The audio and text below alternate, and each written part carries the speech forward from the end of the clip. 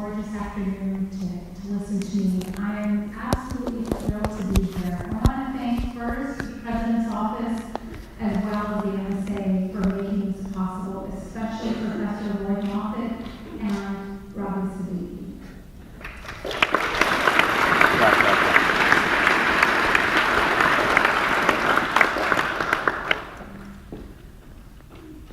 I want to tell you a little bit about myself before I jump into my research. I think it's important to get to know each other. I think that there's far too much talking past each other these days and far too little real conversation. I was born in Cairo, Egypt, and I grew up in Madison, Wisconsin. So I was born in the Middle East and grew up in the Midwest. Two parts of the world that Washington insiders know very little about. And so I'm used to having to explain a lot of things. I grew up in a town a lot like this one, idyllic, college town, almost everyone had something to do with university. And in the process of growing up in this wonderful atmosphere of ideas and cultures, I really tended to, I guess I saw myself as a social justice advocate. I really cared about justice. I really cared about fairness. And it was through this prism that I approached my faith. I was raised a Muslim. My parents, of course, my parents are Muslim. But I wasn't ready to just accept it at face value. I really approached it from the place of a deliberate seeker, someone who wanted to evaluate his faith as a critical skeptic. I didn't take things for granted. When I was 15 years old, I started to read the Quran for the first time, really, as someone who wanted to seek answers, specifically a young person who cares so deeply about justice. And so I read this book, I wrestled with it, and I reflected, I doubted, and I ultimately believed. It was not an inherited religion, it was one that I feel I chose. And it was this consciousness that I had gained that 2 years later manifested in my decision to start practicing hijab, starting to look like visibly Muslim by wearing the headscarf and covering my body. And for me, I was kind of surprised by some of the reactions I got, especially from my feminist friends who had considered me one of them until that moment. And one of them said to another friend, "Why is she oppressing herself?" And that was a really strange reaction for me and a surprising one because I felt at the time, a 17-year-old, that it was my feminist declaration of independence from what I felt was an impossible and often oppressive standard of beauty that we were being held to. That I was going to say no. I was going to put conscience over conformity. And I started my college years from that place, and I was involved in all kinds of different activities and social justice issues. And I had never known an America where I couldn't be who I was. I had actually never known an America where I wasn't proud to be a Muslim. Not that things were easy, not that things were always perfect, not that everyone got it all the time, but I always felt safe to be who I was. And I graduated like every good Egyptian American with a degree in engineering. Anyone with immigrant parents in the audience, raise your hand. Okay, so all of you know exactly what I'm talking about. I got married, I had my first child, and I was really living the Egyptian American dream. And then that terrible day, that terrible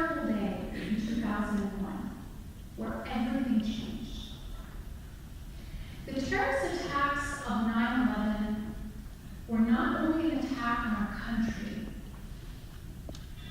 They were an attack on each and every one of us personally. And that included the millions of Americans who identify as Muslim. And I was one of them.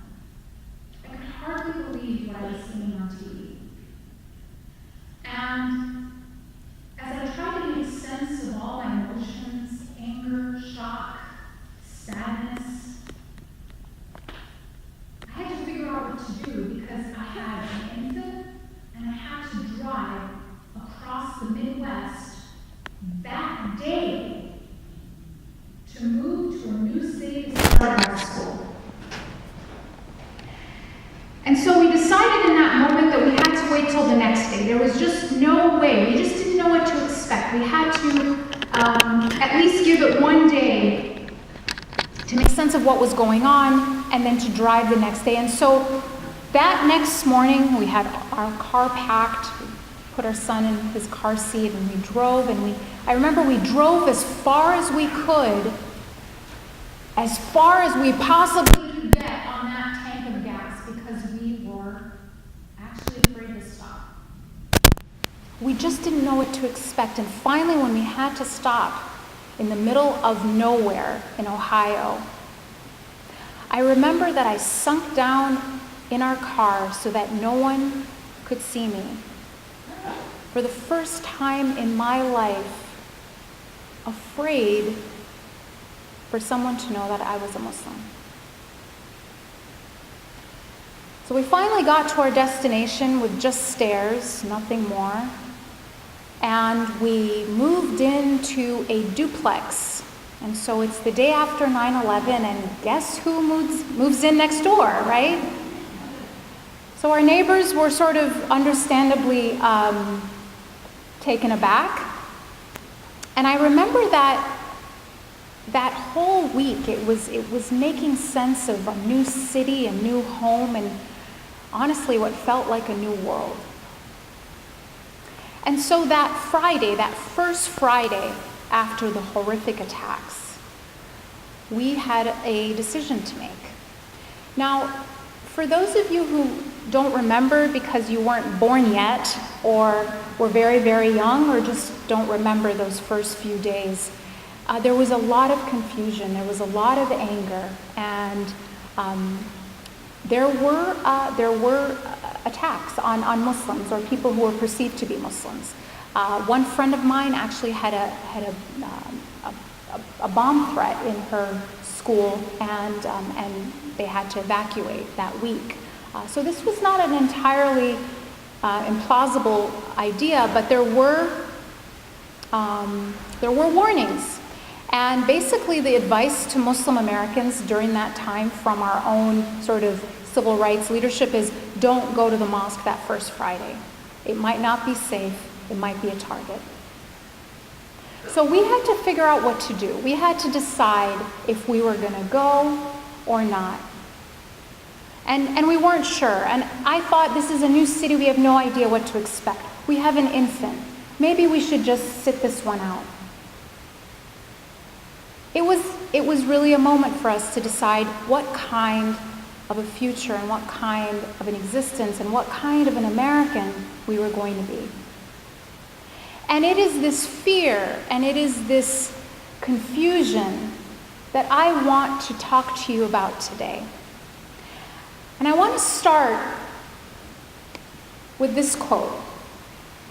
One of my favorite quotes, Thomas Jefferson said that an educated citizenry is a vital requisite for our survival as a free people. That the foundation of our democracy is for all of us, you and me, to be well informed. It's one of his most famous sentiments.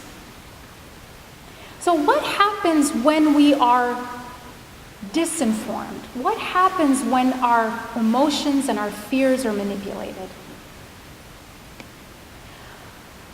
What I'll cover with you today is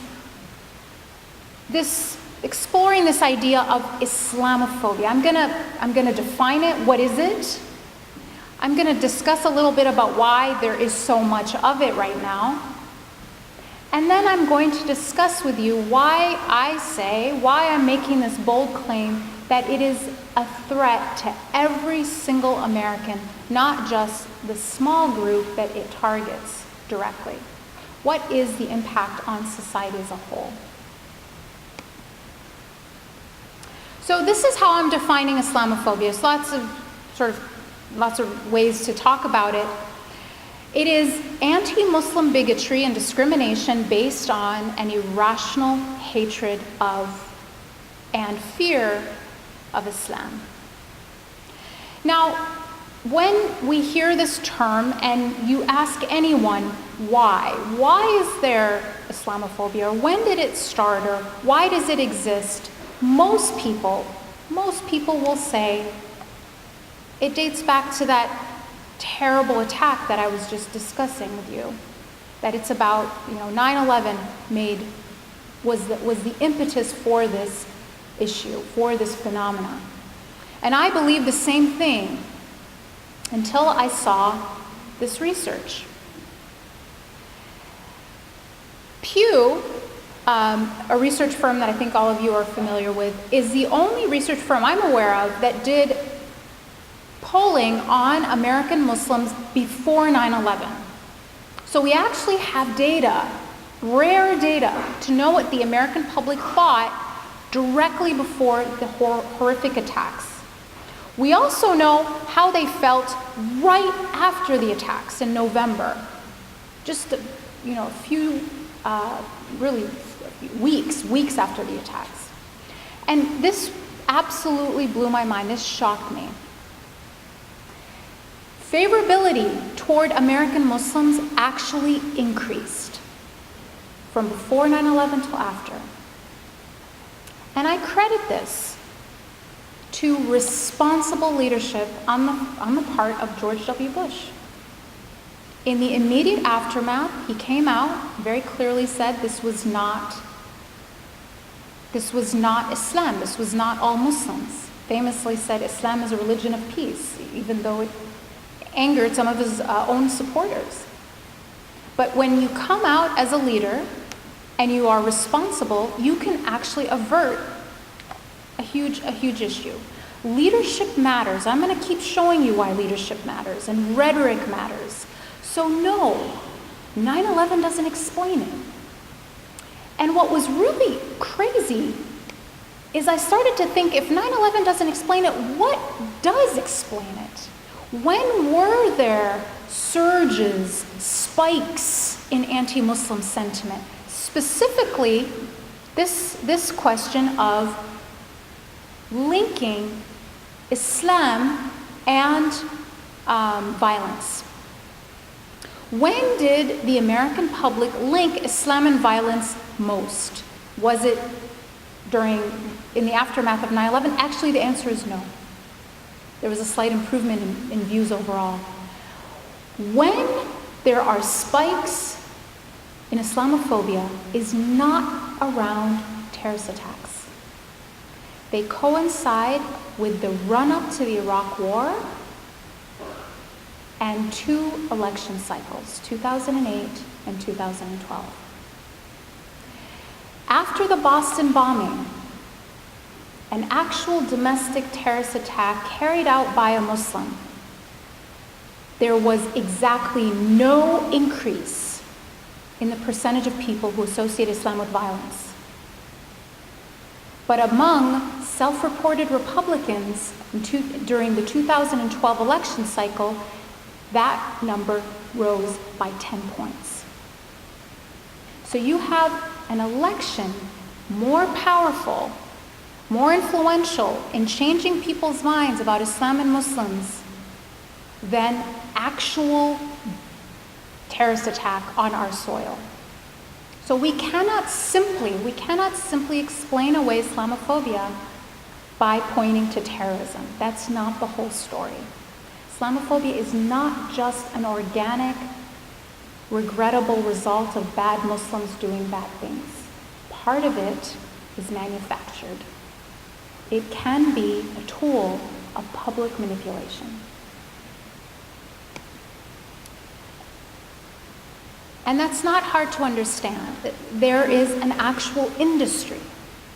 There is an industry that does nothing but manufactures hate. In one report called Confronting Fear that came out of UC Berkeley, actually, it found that 33 Islamophobic groups had access to more than $200 million between 2008 and 2013. Another reason that there is Islamophobia exists is because the media is biased. Now I know that we have been hearing this refrain quite a bit lately, but this is actual evidence. There is actual evidence for this bias when it comes to portrayal of Muslims in Islam. So for example, there is a firm called Media Tenor. Media Tenor is a very interesting for-profit research firm based in Germany. The reason they're interesting is because all they do is they do media content analysis. They look at media and they analyze its content. And most of their clients are corporations. Corporations pay them to tell them what the media is saying about this corporation, and they can actually link their stock price with a 3-day lag to media content. The media is that powerful, and content analysis is that powerful to predict behavior. So they did a study on media content, a media content analysis study on how Muslims in Islam are portrayed in the American news media. And this was back in 2014. It has even gotten worse since then. They found that 80% of the tenor, the tone of coverage of Islam and Muslims is negative in US news media. Now, just for a reference point, coverage of North Korea, that is a designated terrorist state according to our State Department, receives 73% negative media. So you have a community of 1.7 billion people with a more negative image than North Korea. And it's really quite ironic because most Muslims in the world live in countries that are actually close allies. Now, that's TV news media, and a lot of people will dismiss that and say, well, TV news is not that reliable anyway. But another study conducted by 416 Labs found that over the past 25 years, so even before the attacks of 9/11, the New York Times portrayed Islam and Muslims more negatively than cancer and cocaine. So the question to me is not why is there Islamophobia, but considering what we're consuming every day, why is there not more of it? This study just came out, brand new, out of Georgia State University, and they found that controlling for the type of target, fatalities, whether or not the person was arrested, that attacks by a Muslim perpetrator received, on average, 449% more coverage than other attacks. So it's not just how Muslims are portrayed, it's not just what the media says, but also what it doesn't say, what it chooses to cover, what it chooses to downplay. And this is all playing into creating our perceptions. So what is the impact of this? What is the impact on society of this kind of a climate? Islamophobia makes us less free and less safe. I'm going to start with the obvious. Bias, there's tons of research to show that bias impacts behavior. They're not separate things, they're not independent things. Bias links to behavior.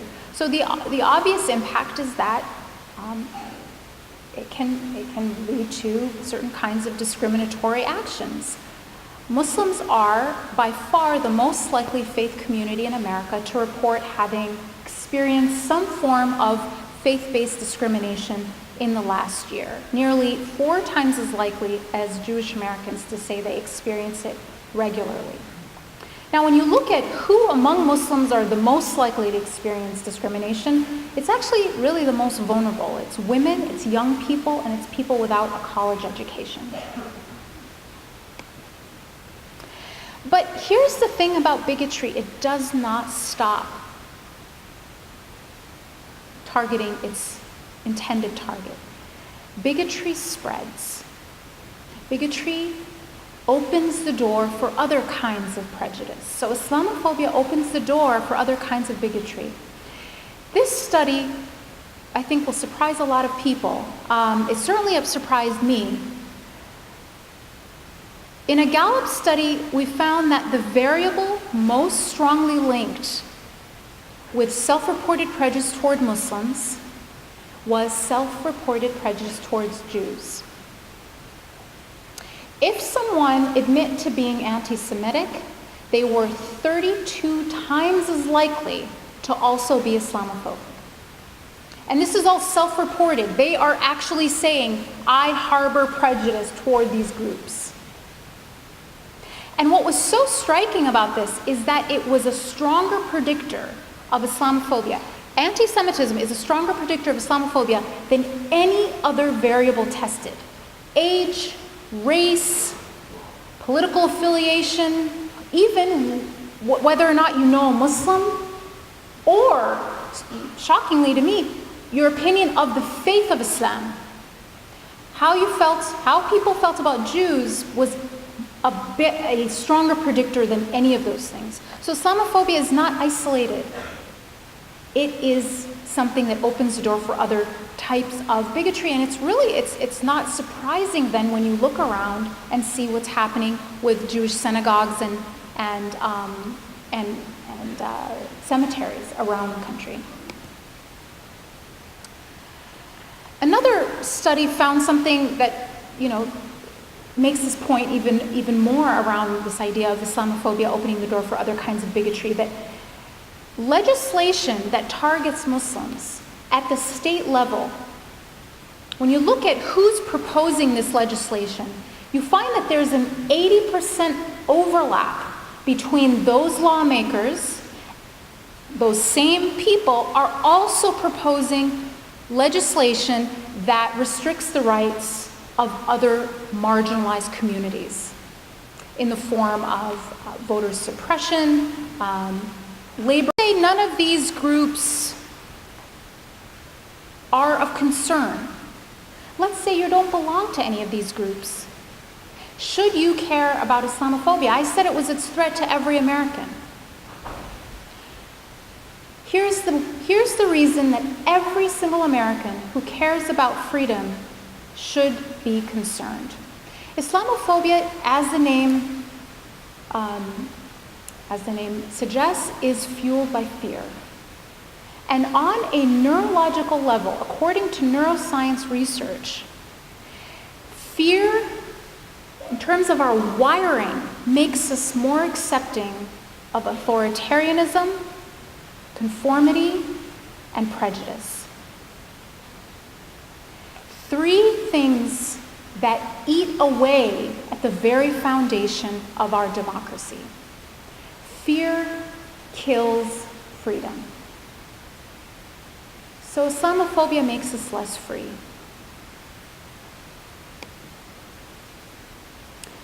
But it also makes us less safe. So the idea that there is some kind of a tension between pluralism and national security, that we have to be Islamophobic to be safe, is not borne out in the evidence. It's actually quite the opposite. Islamophobia makes us less safe. Here's one example why.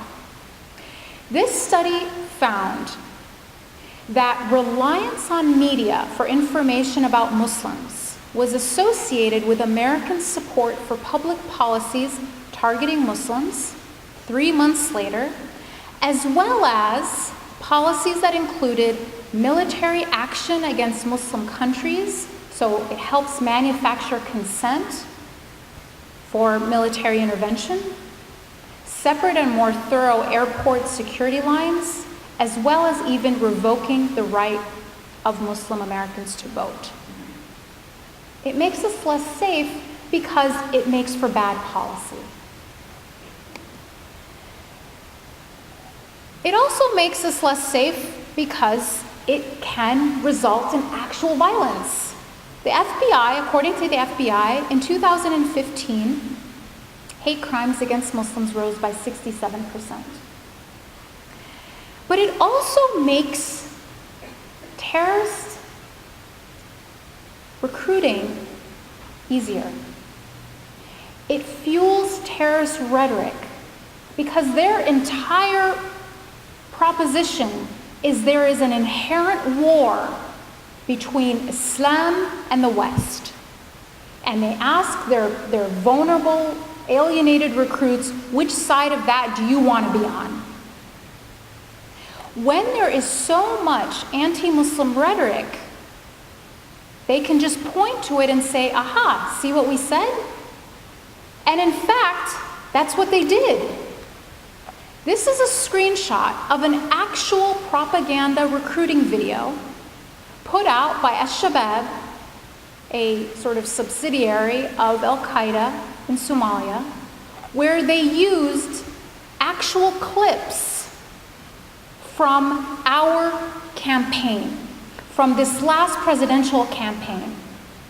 When we have our politicians, their own words being used in propaganda videos to recruit terrorists, no one can tell me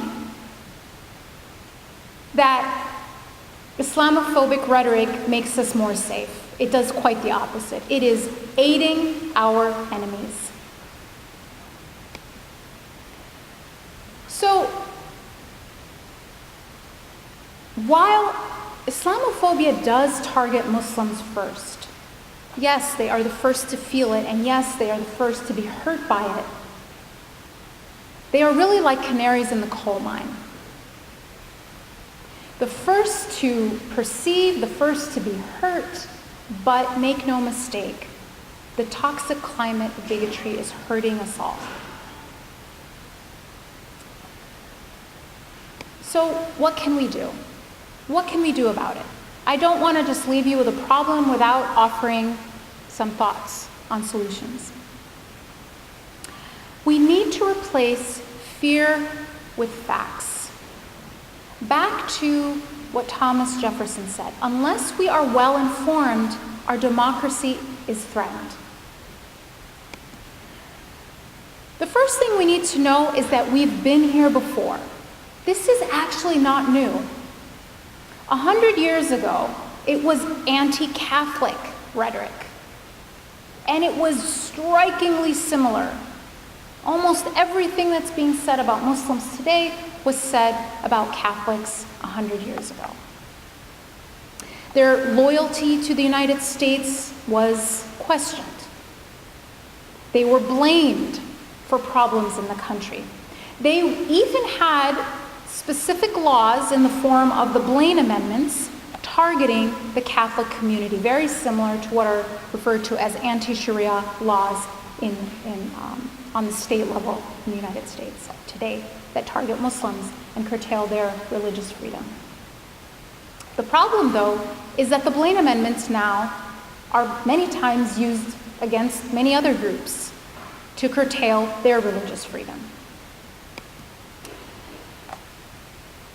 The other thing we need to know is, who are Muslims, right? This great unknown, this monolithic group that is so often misunderstood, so often discussed, debated, and so seldom actually heard from. You can't profile a Muslim because they're every ethnicity, they're every age.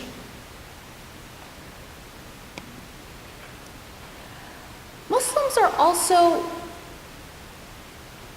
some of the most likely faith groups in America to denounce violence. So these two questions were asked of Americans of different faiths. Some people think that for a military to target and kill civilians is sometimes justified, while others think that this kind of violence is never justified. What is your opinion? Never, sometimes, depends, don't know. And the percentage here are people who say never justified. When it comes to military attacks on civilians, the majority of Muslims say it's never justified. More likely than other faith groups in America to say so. Now, what about the same question, but now not a military, but individual? An individual or small group targeting civilians. And as you can see, all American faith groups are equally likely to say it is never justified. Now, we also heard an idea during this past campaign that mosques are the the source of radicalization, that we have to close down mosques to end radicalization. The evidence actually points to the exact opposite. People who frequent a mosque, Muslims who go to a mosque once a week or more, are actually more likely to be civically engaged. They're more likely to cooperate and volunteer in their community to solve a problem. They're more likely to be registered to vote. They're more likely to actually plan to vote. Now, why this is important is because being invested in our democratic process is the exact opposite of what a group like ISIS preaches. Being invested in the very system that these terrorist groups want to destroy is what we should all want. There is a correlation between going to a mosque and being invested in the democratic system. If you think about what the democratic system represents, it represents peaceful means of change.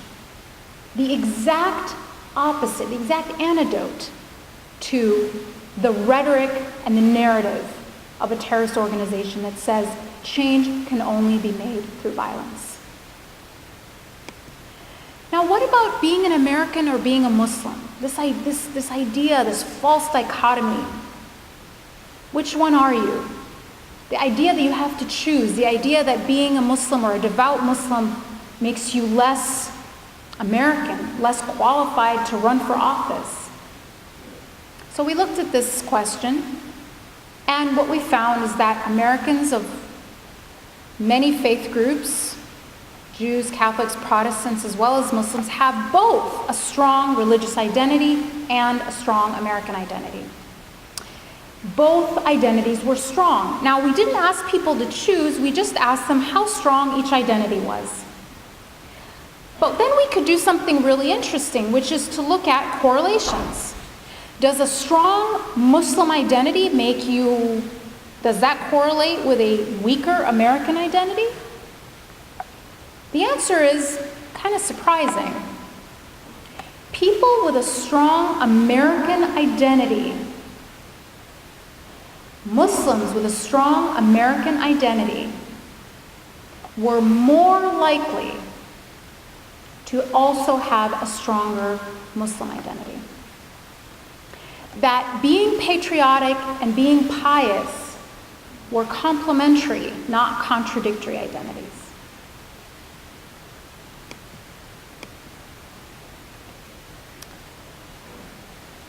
So, what should we do? What will you do? The first thing I think we all have to do is we have to challenge bigotry. We have to call it out. And a lot of times I speak to these wonderful groups and someone will inevitably raise their hand and say, well, you are just preaching to the choir. All of us are here because we already know this stuff. And my response to that is, I actually don't believe that. I don't think everyone here is the choir. And what I know for absolute certain is not everyone here's Facebook friends are in the choir. Pretty sure of that. So you are all now ambassadors. Take what you think was worthwhile in this presentation and spread it to your friends and family who were not here. We all have a responsibility to safeguard our democracy. We need to call out media bias. We are the consumer, right? We're supposed to be the ones that the media is responsible for informing. We need to recognize not only that Muslims are not harmful or not scary, but that actually, like all Americans, Muslims contribute a great deal to our country's prosperity, our innovation, and our safety. We need to build coalitions across culture, color, and creed for a stronger America, and we all need to vote. And so back to my story, what did we do? Well, we decided whatever we may find, we would go. We were not going to let the terrorists win. We were not going to let them dictate how we practiced our faith in our country. We were going to go to the mosque, whatever we may find, an angry protest, possibly even violence. So we strapped our son in his car seat. We drove to the mosque in silence, kind of tense, not sure what to expect, not sure if there was even going to be a prayer that first Friday. And when we got there, we were surprised that the parking lot was full. Okay? So I carried my son in, took off my shoes, walked in, and what I saw left me speechless. Half the congregation that day were people of all faiths and no faiths, not there to protest, not there to attack, but there to stand in solidarity with us. And this beautiful act of courage and compassion changed everything for me. And so the question is this: in our democracy, there are no passengers. We are all members of the crew. And so we have to ask ourselves, in this pivotal time in our country's history, are we going to play it safe, or are we going to be like those who said, we are better than that? Thank you.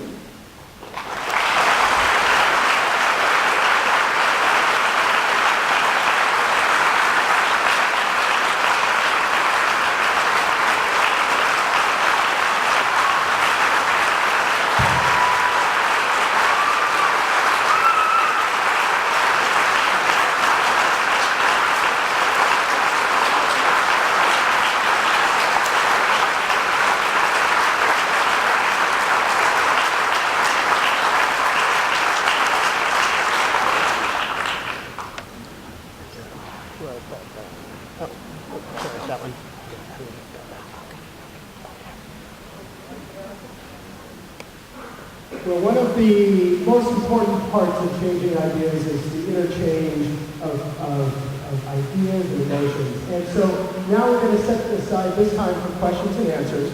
So there's two options if you have a question. First, to Okay, great question. So I'm gonna summarize the most surprising thing was that Muslims around the world, and this was a poll of 90% of the global Muslim population, the largest one ever done, as you said, they didn't hate our freedom, they wanted some of it for themselves. They admired Western values of freedom, democracy, freedom of speech, technology, and that doesn't mean, just hardware, but the ability to seek knowledge freely. What they resented is what they told us over and over is that these values were not lived in the way that they perceived we were treating them. it wasn't what they thought of us, it was what they thought we thought of them. They admired us and they thought we had no respect for them. They admired our values but thought we weren't living our values in the way we treated them. And so it was not our principles that they resented, it was our policies. And it was just very clear in so many ways in the data. That was, I think, the most surprising thing that we found in the book. And you can read about it if you'd like. The book is called Who Speaks for Islam? What a Billion Muslims Really Think, and it's based on this largest study ever done of Muslim opinion around the world. Thank you. First, a slight correction. It's 530-312-3611. So in the sense that there's somebody in Portland getting a lot of texts right now. Do we want to just correct it? Yeah. So 530, and we're making that correction. Is that it? now. 530312? Yeah. Okay. Perfect. So we send that forward. There we are. As we're still gathering those questions, so we did bring up a point. So you had the opportunity to work within the Obama administration, and what this person was asking is, what kind of leadership did you see there? What lessons do you have from Obama's leadership on faith matters that you think could be shared, maybe with the current president, since he's learning?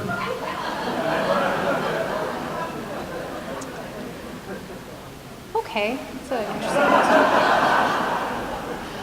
I'll say, look, I did serve as an advisor to President Obama. It was a huge honor and a privilege, but that doesn't mean I agree with everything Obama did or said, right? I remain always an independent, always a skeptic. I will never just blindly follow anyone. But I will give Obama credit for this. Obama was one of the most pragmatic people I've ever seen.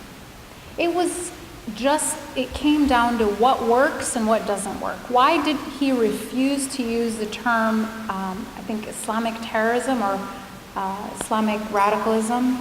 The reason he refused to use it wasn't because it was politically incorrect.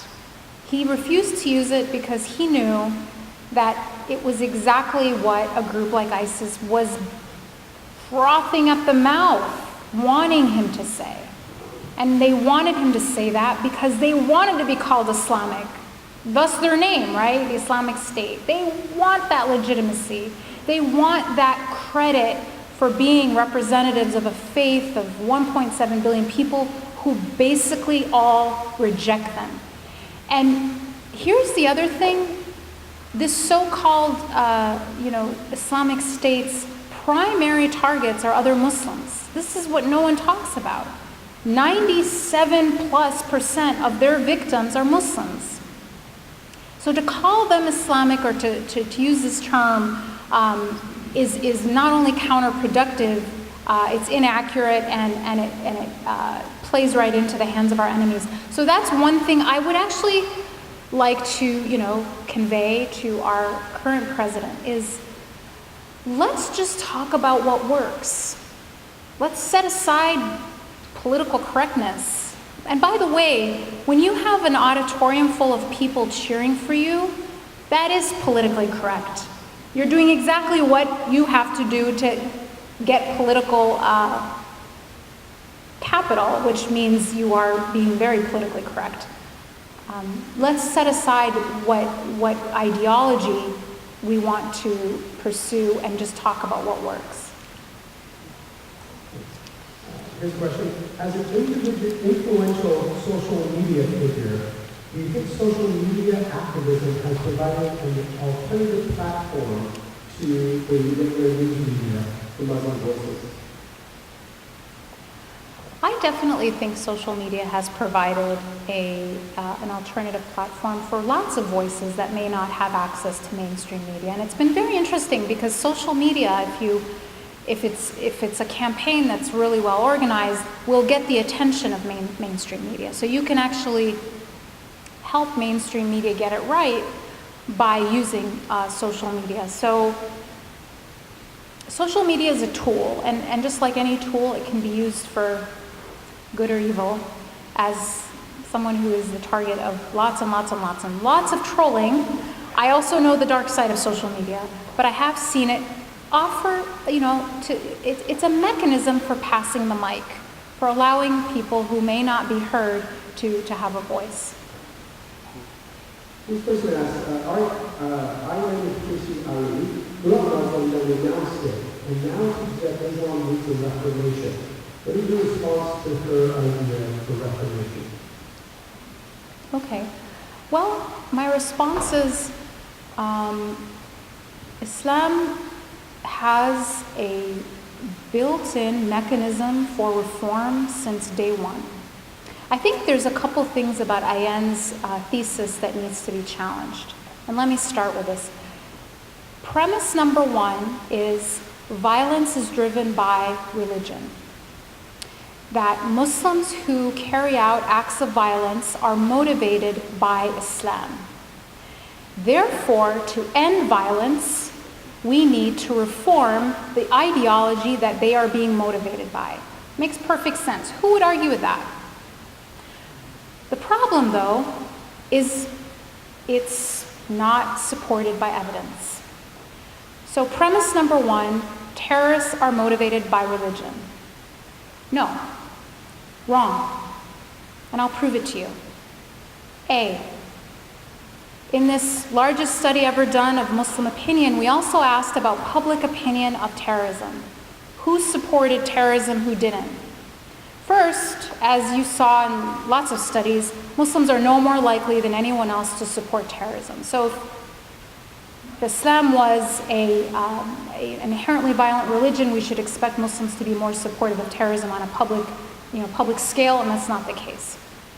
Two, those who did support terrorism, if they were motivated by religion, we would expect them to be more religious people. And they were not. Quite the contrary. Going to a mosque more frequently actually correlated with being more likely to denounce attacks on civilians. Three, when asked in a follow-up question, both groups, those who support terrorism, those who don't. So the ones who sympathized with attacks on civilians, they were a minority, but nonetheless, we asked them, follow-up question, why do you say that? Explain to us why you hold this view. This group gave us political justifications. They talked in very secular terms. America is an imperialist power. They kill innocent civilians, they deserve it. Now, strangely, this group, the vast majority who rejected it, most of them actually had very negative opinions of the United States policy, but yet rejected attacks on civilians in America. And we asked them why. This is not because they had happy rainbow thoughts about America. No, they were angry. But they thought it was wrong to attack American civilians. Why do you say that? We asked. And it was this group who mentioned religion. It was this group who cited the Quran. Not a single one of this group mentioned a single verse from the Quran. This is a fact. This group would cite the Quran up and down. They would talk about humanitarian issues. Well, it's just wrong to do it. It's inhumane. Or they would actually go and tell us a specific verse in the Quran that prohibited the killing of innocent life. They would say it's haram, it's against Islam to kill civilians. So the reason there is not more terrorism is because of Islam, not the other way around. Now finally, I'm going to ask you, I'm going to use this, leave you with this thought experiment. Think about the Middle East. Think about the geopolitics of the Middle East. Think about the economics of the Middle East. Think about the foreign interventions of the Middle East. Now erase Islam. Islam never happened. Doesn't exist. But everything else is exactly the same. Okay?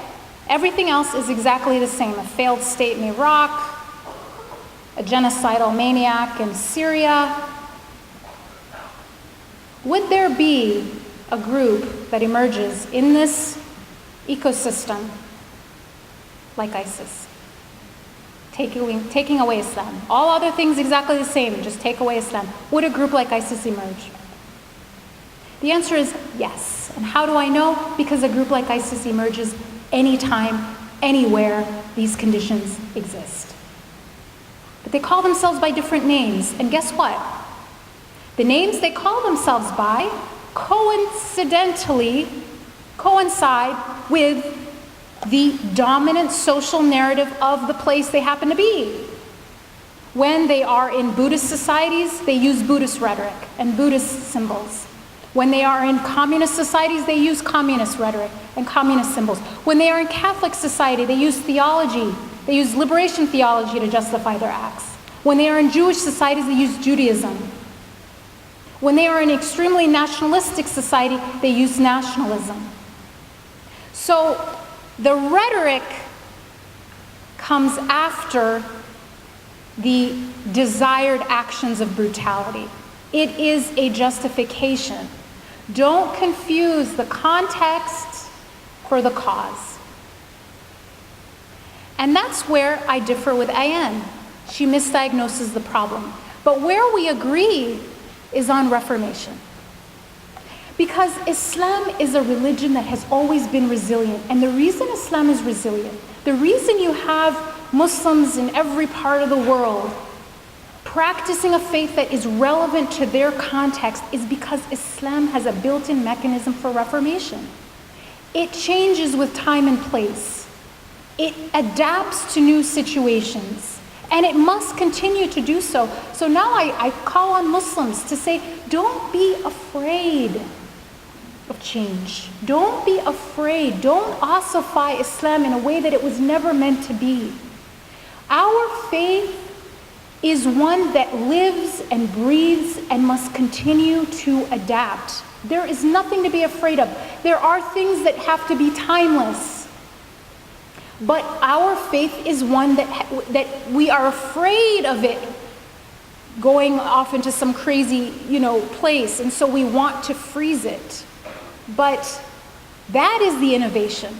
Because Islam has been, the laws and the rules and the understandings of Islam are so diverse and have been changing from time to place since day one.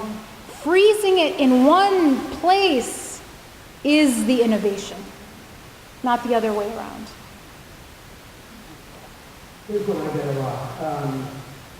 One of our people in the audience wants to know, why don't American Muslims speak out against terrorists?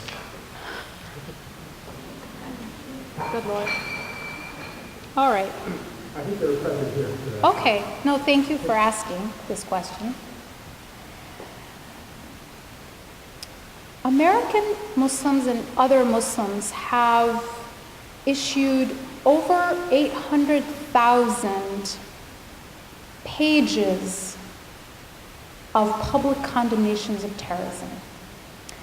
We have held press conferences, we have held seminars, we have held lectures, we have created Facebook pages, we have taken out ads in newspapers. We have created cartoons, we have created songs, we have created video games to show the world that we condemn terrorism. In fact, there is not a mechanism of communication that we have not exhausted to prove, to declare how much we condemn terrorism. We have entire organizations that do nothing but condemn terrorism. In fact, that is their reason for being. We have organizations called Muslims Against Terrorism. If people haven't heard by now, I'm not sure what to do, but I do know this, and I'm going to take it a little bit further. I'm gonna try this out. condoning terrorism means what? Because the opposite of condemning is condoning. What does condoning terrorism mean? Condoning terrorism means that I think it's okay for innocent children, women, and men to be killed. That's what it means. And for me to be suspected of something so monstrous because of the way I pray and the way I look feels pretty unfair. And so I'm not asking for favors, I'm asking for fairness. We don't demand this kind of public condemnation from any other group when a member of their community does something in their name. Dylan Roof did it in the name of the white people. I didn't ask if you condemned it because I know you do, because I assume it, because you're a decent human being, and I'm going to assume that about you until I know differently. And all Muslims are asking for is the same assumption of innocence.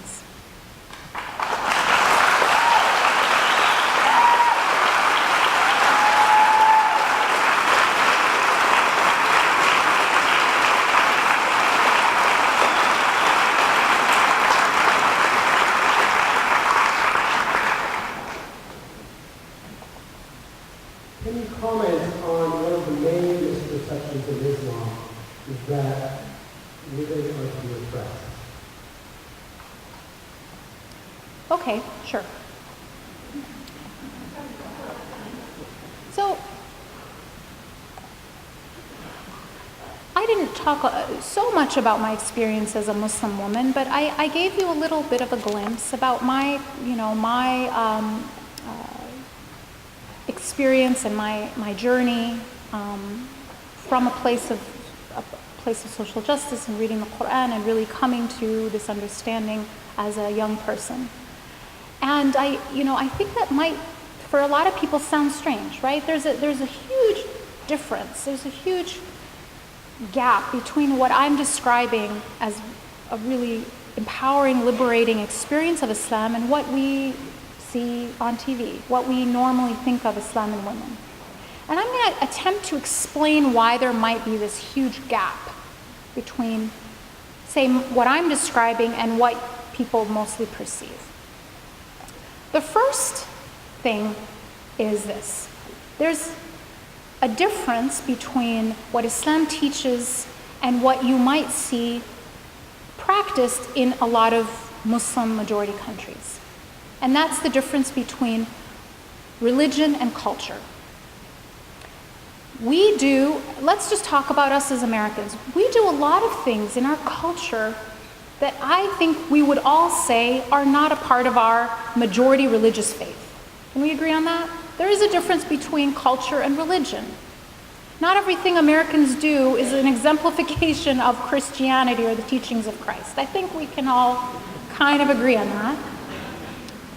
Right? We're one of the most religious countries in the world, and we are the most religious developed country in the world, but also the most violent, right? That doesn't make sense. The majority of us are Christian, and Christians will mostly tell you, Jesus was the Prince of Peace, someone who taught nonviolence. So there's a big gap between culture and religion. And that exists everywhere. It's a human quality. There's a difference between culture and religion. Don't assume everything Muslims do is because of Islam. So that's one thing. Yes, is there oppression in many countries around the world, Muslim and Christian and Jewish and Buddhist? Yes. Women are oppressed everywhere in the world, including in Muslim countries. Doesn't mean it's because of their faith. The second reason there is a gap is because there's a difference actually between reality, even in Muslim majority countries, and what we hear. So for example, I'll use America. Muslim women in America, American Muslim women. American Muslim women are more educated than American Muslim men. That's a reality that most people aren't aware of. American Muslim women are among the most educated women in America.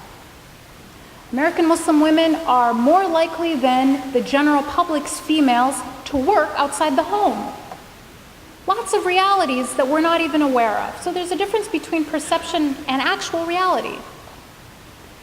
And then the third thing, and I think this is the most important, is we sometimes, and this is another human quality, it's called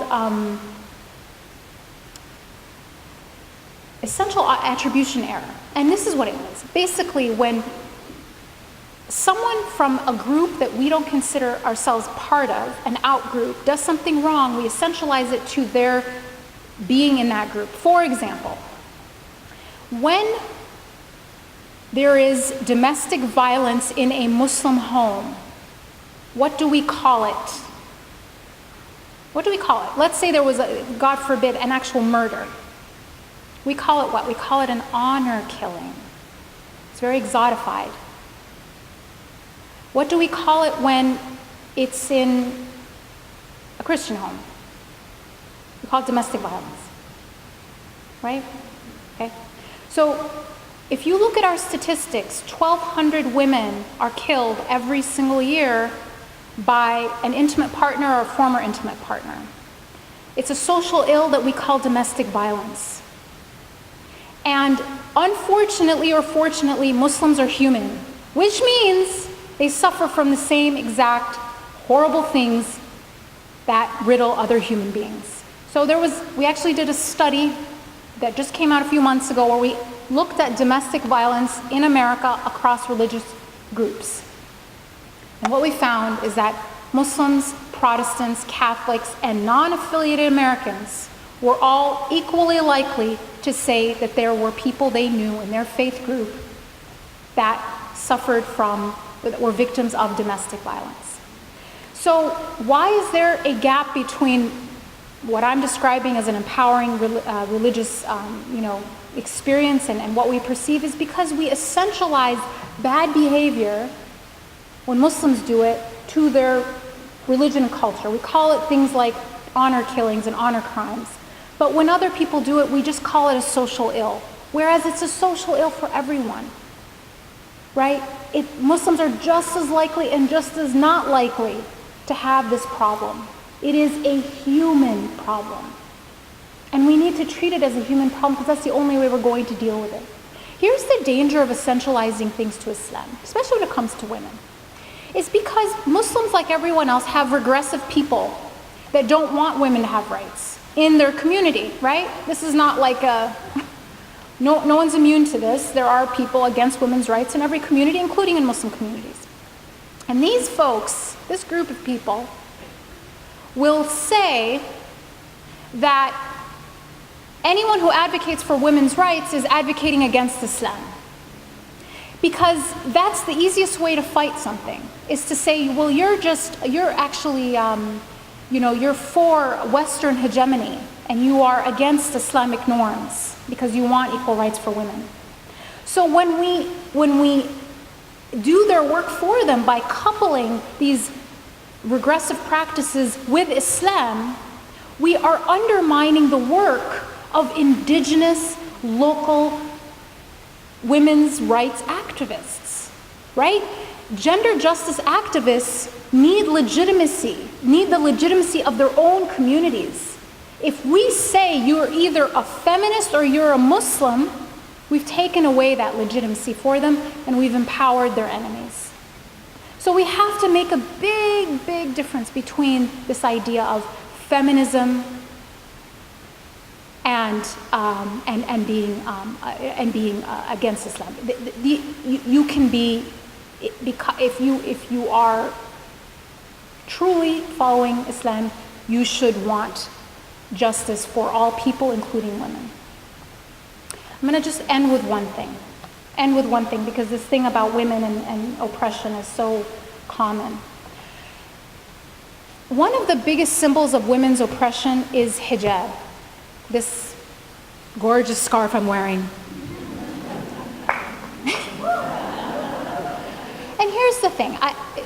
So I want to talk about this because it's just it just happens and it keeps happening, keeps being said. So I just want to take a moment to discuss it. Hijab is oppression. Okay, why? Why do you think a hijab is oppression? I always ask, why? Why do you think that? Well, because a lot of women are forced to wear it. Okay, I agree with you. A lot of women are forced to wear it. But actually, most women are not. Most women choose to wear it. Yeah, but a lot of women are forced to wear it. Okay, I agree with you. But guess what? A lot of women are forced to do a lot of things. But we don't make those things inherently oppressive. I'm going to just give you a really simple example. Really simple example. Trafficking. Human trafficking is far worse in terms of harm, numbers, and everything else, in terms of forcing women into prostitution, than is women being forced to wear hijab. 1,000 times worse in terms of the number, in terms of the actual impact on their psychology and their well-being and their safety, right? Can we agree on that? Trafficking is worse than hijab? All right. So all these women are forced into prostitution. Does that mean that choosing consensual sex is inherently oppressive? No, right? Okay, so let's apply that same principle to hijab. Yes, some people are forced, that's terrible, and I'm against that. But the vast majority are not. And we cannot assign inherent oppressive qualities to something just because some people are forced. Otherwise, if we apply that to other things, we wouldn't like the, outcome of that. We wouldn't like the answer or the conclusion of that line of thinking. So a second reason that sometimes people say, it's oppression because it just is. You're all covered. Okay, let's talk about that. What is oppression? Oppression is the taking away of your power, right? I don't let you vote. That's oppression. You don't have agency. You can't change things. You can't express your political views. So what am I saying? What are we saying about the source of a woman's power when by covering herself, she is oppressed? Tell me that's not misogynistic. Here's the thing, folks. We are so socialized to, and it's none of our faults. Let's think about our culture and our images of women. We are so socialized to associate female power with female sexuality. The source of power for women in our society is their ability to attract men's attention, and that is just how it is. And so when we see something different, it appears like, wait a minute, you're taking away all your power. What the heck's going on? That's oppression, right? Think about this. If you were a brand, you're a brand manager, and you had to create an ad for a cologne, a men's cologne called Power. What would the man in the ad be wearing? An Armani suit, not a Speedo, right? Not so much. Now we're gonna make the female version of this perfume. What is she wearing? Or not wearing? We're socialized to, these are implicit assumptions, and we have to challenge them. So no, saying a woman is oppressed because she's covered is sexist.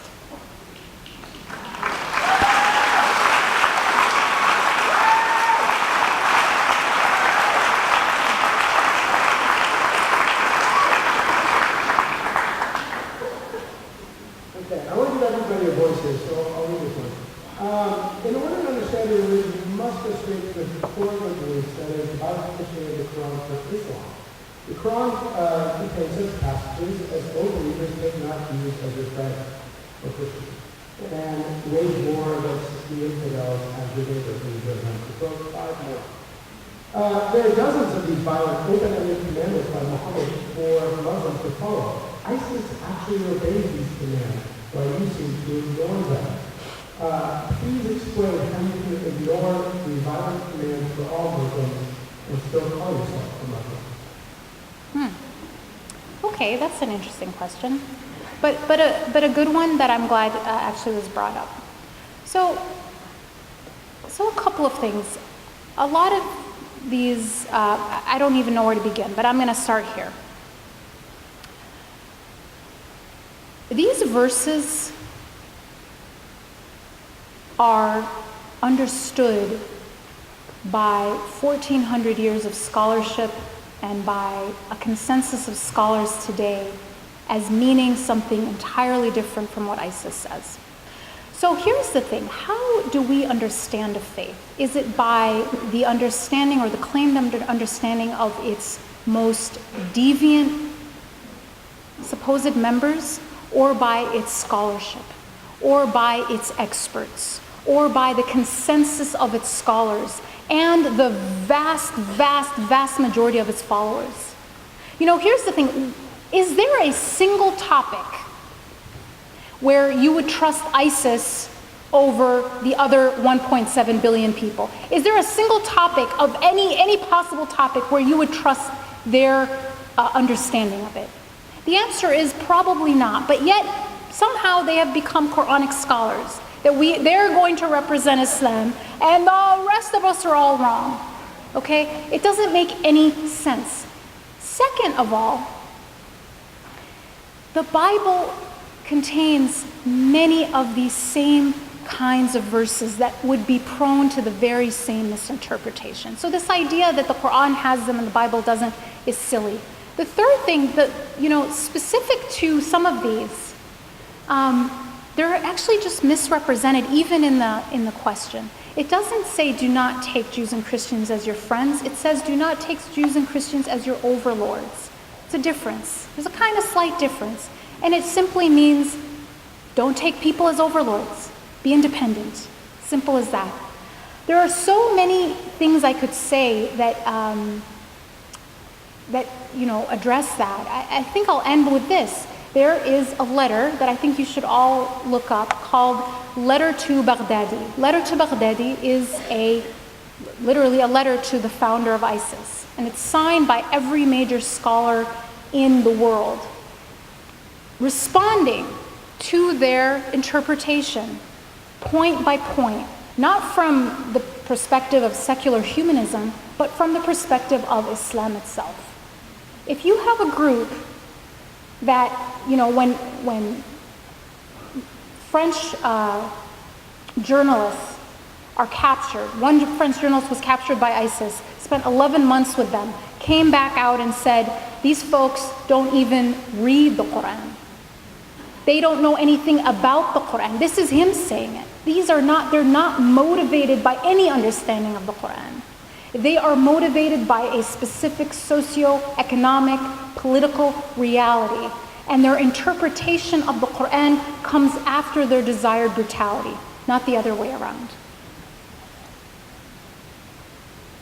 Here's an interesting question. Is Islamophobia a more serious challenge to society than racism to minorities like African Americans? How is the struggle similar or different in your eyes?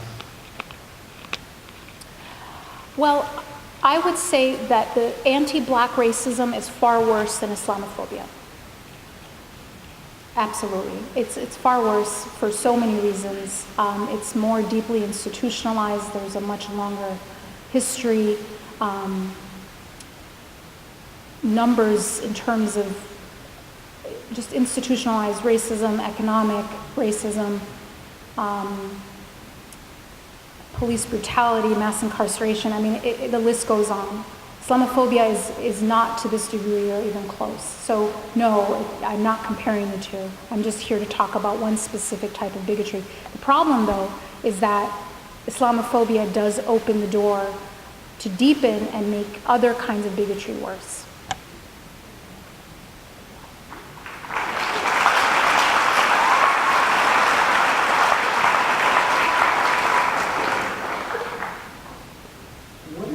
One bit of advice you could give to young Muslims as they grow up in this environment? Okay, so if I only have one bit of advice, I have lots of things to say, but I'll just keep it to one thing, and that is never allow those who dislike you to define you.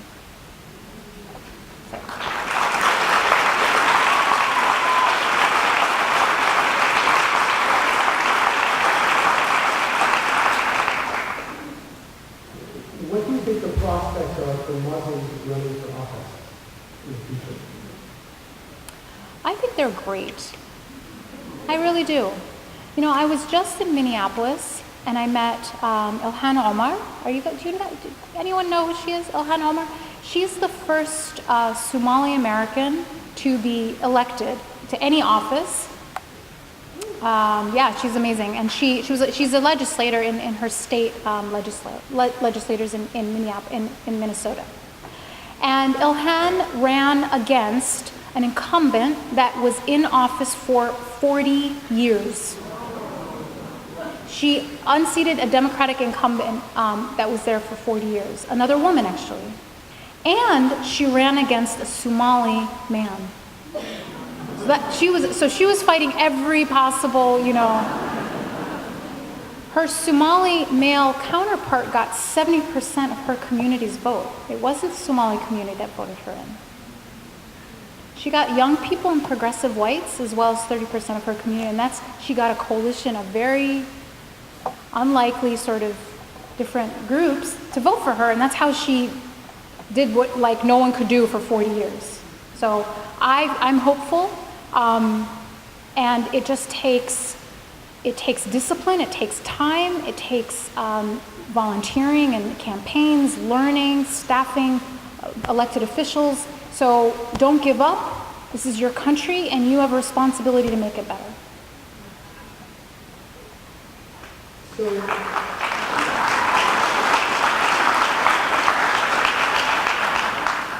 this question is from someone from Germany, and her question involves how is the place of Islam and Islamophobia in Europe different from America?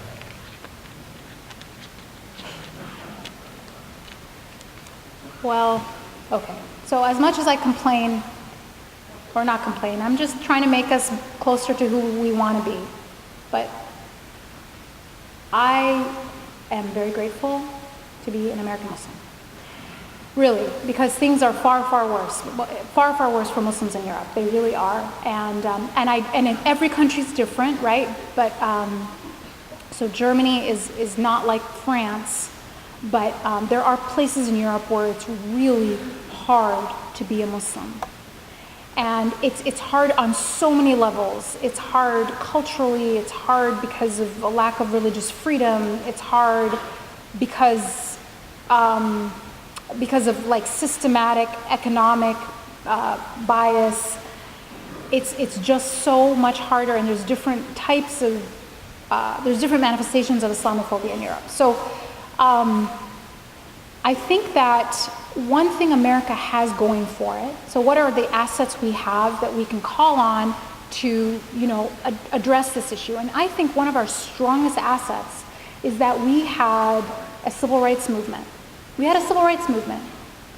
And our civil rights movement wasn't perfect. It's not like it fixed everything. But we know what it means to have a civil rights movement. It's a part of our national narrative. We are proud we had a civil rights movement. We see it as something that made us better. But in a country that's never had one, they don't have that to call on, right? And so it becomes very confusing. I've heard people say, fourth generation, German-born Turk. I'm like, what? Wouldn't that just be German? But when you hear that, fourth generation, German-born Turk. I mean, when do they just become German? Right? And I think we have, you know, in America, we do have a concept of being, you know, an imagined concept that we are a country of immigrants. And in some countries, that's not the case. That's not how they think of themselves. So we do have these advantages, and they are assets, and we should call upon them to do better. But I think we're all struggling. We're all struggling with this all around the world right now. Two more questions. How does the entertainment industry contribute to the narrative of vilifying Muslims, and what can we do about that? Okay, so the entertainment industry does a whole lot. So there's a book called Real Bad Arabs, and it actually documents the images of Arabs and Muslims, in Hollywood over the past 40 years. So it's a huge problem, and Muslim women are even more negatively portrayed as either victim or victim escapee. So that's sort of the two frames, if you notice. Victim or victim escapee, right? Nothing else. And it really is a huge problem. And I think that Hollywood is becoming more aware of this slowly. And so what can we do about it? We can all collectively support diverse culture and art, right? We can support it with our money. We can support it with our dollars. That's one thing we can do. We can encourage young people to get into filmmaking. And that's something, especially at the university, we can all do. We can also call it out. There's really power in saying, that's not okay. That portrayal is not something we want to see. That's not something that is congruent with the kind of country we want. And here's the thing, I understand, this is not about censorship. I'm just going to explain this one point here. Freedom of speech is the best thing about our Constitution. If I had to pick one thing, freedom of speech is the best thing about our Constitution. 70, 80 years ago in our country, we used to use freedom of speech to make incredibly offensive cartoons of Jews, of black people, of Asians. And now we don't. We just don't use it that way anymore. We have decided collectively as a society that we are better than that. Are we less free? Do you think we are less of a democracy now than we were before? Or a better democracy, a more whole democracy, a place where more of us are included, a place where we are bigger and wider and able to take in all of our members? So this idea that hate means we're free, it doesn't always really work that way. Think about our history and who we are now, and just think about, are we better off now? Are we a stronger democracy today that we've said no more? We're not going to use blackface anymore in our media. It's just not who we are. Are we less free now? Are we less of democracy, or are we actually a stronger democracy because we've made these decisions collectively? So I am not talking about can we. Yes, of course we can say and print anything we want. My question is, collectively as a society, is should we?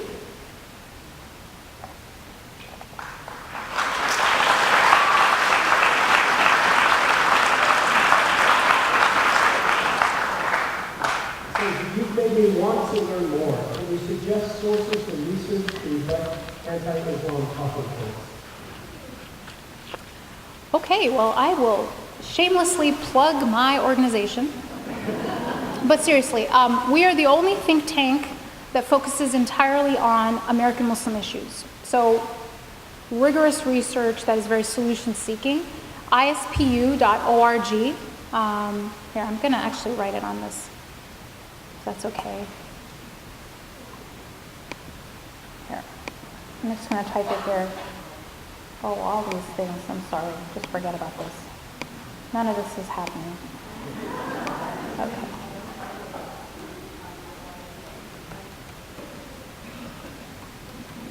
And while she's doing that, I'll also mention that calpoly does a lot of Islamic education. For students, we have Islam classes in the College of the Arts, but for adults, we also have a study education. And all next year, I'll be doing a series on Islam, starting off with the fall with the historical Muhammad. So if you're interested in that, continue learning. It will be through extended ed, and it'll be fun with that. Excellent suggestion. The final thing I'd say is the book, again, that I mentioned, that I co-authored with Professor John Esposito of Georgetown, is called Who Speaks for Islam? What a Billion Muslims Really Think. And it's based on the largest, most comprehensive study of Muslim opinion ever done. Final question. What are some small, everyday actions that I can show solidarity to my Muslim American neighbors with? Wow, great question. Small, everyday actions. You can talk to your neighbor, who may or may not be Muslim, about what you learned today. Spread it. If you think something was worthwhile, take it to someone that doesn't know. Post it on your Facebook page. Heighten awareness, raise awareness among your friends and family. Being an ambassador is the best way you can show solidarity. It really is. Because here's the thing, all of these people you have access to, all of these people that trust you and love you, will listen to you before they might listen to someone else. They'll also listen to you before they may not even have any access to someone else. They may not know Muslim, they may not have a Muslim friend, but they have you as a friend, and you can be that bridge. So showing solidarity means standing up and speaking truth to those around you, to your friends and to your networks. Thank you.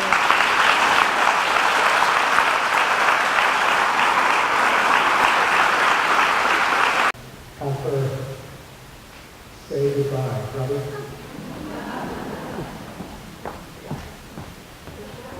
Hello again. I just wanted to say, if anyone's question that was not answered here, I know that we were getting a ton of questions. We couldn't do all of them in the time that we had, but if you still have questions, please feel free to come to the mosque on Fridays at 1:00 p.m.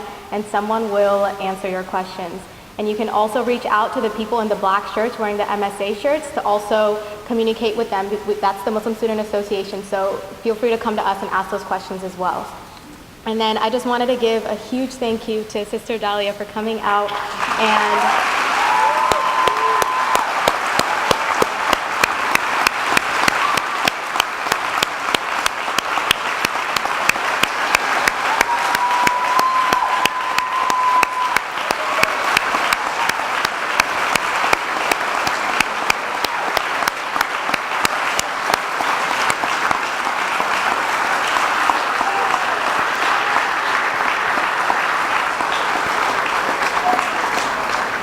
thank you for the enlightening presentation and all the thoughtful answers to all of your questions, for your time and your travels to come all the way to San Luis Obispo to just come enlighten us and to help us all learn a little bit more about Islam and how to cultivate a more positive relationship within our community.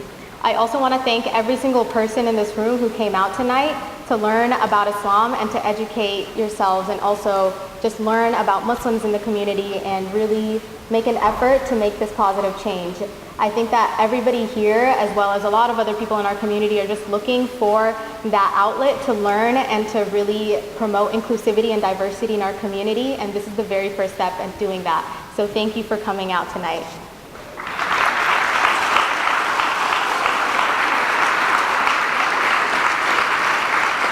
Along with that, I encourage you to become even more involved and to really try even harder to become bigger advocates for our community and to really work on this effort even more, not just for Muslims, but also for other vulnerable groups in our society, because it's not just us, like we said, that other people are also feeling very vulnerable, and it's our time to really come together and make efforts to make positive changes. So I hope that we can all work together to combat hate and to create a more peaceful society. Thank you again for coming out, and I hope you enjoyed the event.